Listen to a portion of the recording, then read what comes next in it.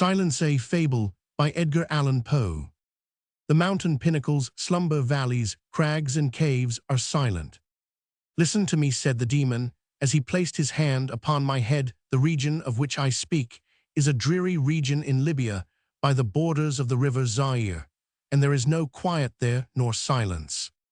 The waters of the river have a saffron and sickly hue, and they flow not onwards to the sea, but palpitate forever and forever beneath the red eye of the sun, with a tumultuous and convulsive motion for many miles on either side of the river's oozy bed, is a pale desert of gigantic water lilies. They sigh one unto the other in that solitude, and stretch towards the heaven their long and ghastly necks, and nod to and fro their everlasting heads, and there is an indistinct murmur which cometh out from among them like the rushing of subterranean water, and they sigh one unto the other. But there is a boundary to their realms, boundary of the dark, horrible, lofty forest there, like the waves about the Hebrides. The low underwood is agitated continually, but there is no wind throughout the heaven, and the tall primeval trees rock eternally hither and thither with a crashing and mighty sound, and from their high summits one by one drop everlasting dews, and at the roots strange poisonous flowers lie writhing in perturbed slumber, and overhead, with a rustling and loud noise, the grey clouds rush westwardly forever, until they roll a cataract over the fiery wall of the horizon. But there is no wind throughout the heaven, and by the shores of the river Zaire there is neither quiet nor silence. It was night, and the rain fell, and falling it was rain, but having fallen it was blood, and I stood in the morass among the tall, and the rain fell upon my head, and the lilies sighed one unto the other in the solemnity of their desolation. And all at once the moon arose through the thin ghastly mist, and was crimson in color, and mine eyes fell upon a huge grey rock which stood by the shore of the river, and was lighted by the light of the moon, and the rock was grey and ghastly, and taloned. The rock was grey. Upon its front were characters engraven in the stone, and I walked through the morass of water lilies until I came close unto the shore, that I might read the characters upon the stone, but I could not decipher them, and I was going back into the morass, when the moon shone with a fuller red, and I turned and looked again upon the rock, and upon the characters, and the characters were desolation.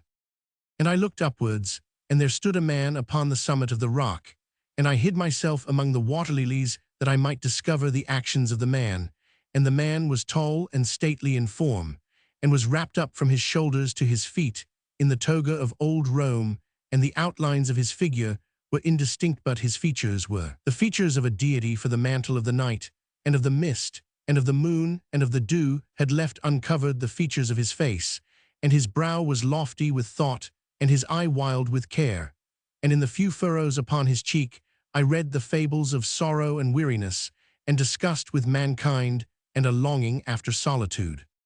And the man sat upon the rock, and leaned his head upon his hand, and looked out upon the desolation. He looked down into the low, unquiet shrubbery, and up into the tall primeval trees, and up higher at the rustling heaven, and into the crimson moon. And I lay close within shelter of the lilies, and observed the actions of the man, and the man trembled in the solitude, but the night waned, and he sat upon the rock.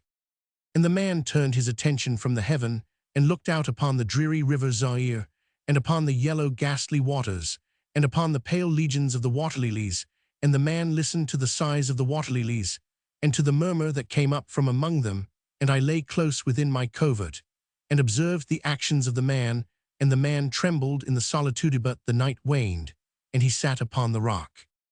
Then I went down into the recesses of the morass, and waded afar in among the wilderness of the lilies, and called unto the hippopotami, which dwelt among the fens in the recesses of the morass, and the hippopotami heard my call, and came with the behemoth unto the foot of the rock, and roared loudly and fearfully beneath the moon, and I lay close within my covert, and observed the actions of the man, and the man trembled in the solitude, but the night waned, and he sat upon the rock.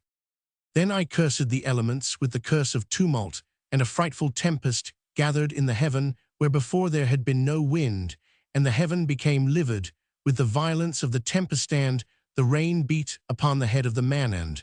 the floods of the river came down, and the river was tormented into foam, and the water lilies shrieked within their beds, and the forest crumbled before the wind, and the thunder rolled, and the lightning fell, and the rock rocked to its foundation, and I lay close within my covert, and observed the actions of the man, and the man trembled in the solitude, but the night waned, and he sat upon the rock.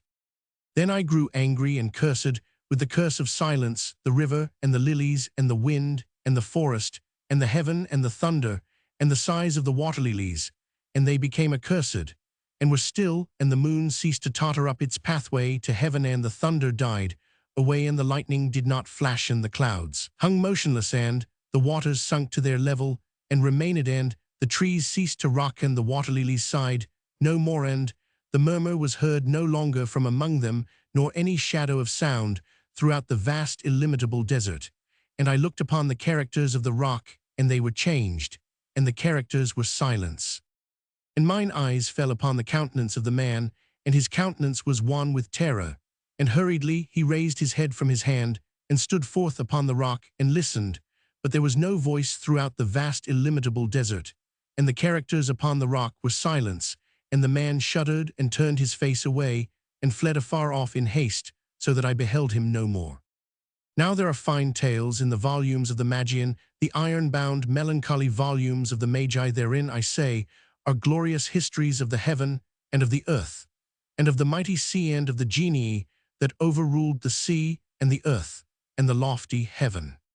There was much lore, too, in the sayings, which were said by the Sibyls, and holy things were heard of old by the dim leaves that trembled around Dodden as Allan lived. That fable which the demon told me as he sat by my side in the shadow of the tomb, I hold to be the most wonderful of all, and as the demon made an end of his story, he fell back within the cavity of the tomb and laughed, and I could not laugh with the demon, and he cursed me, because I could not laugh, and the lynx, which dwelleth forever in the tomb, came out therefrom, and lay down at the feet of the demon, and looked at him steadily in the face.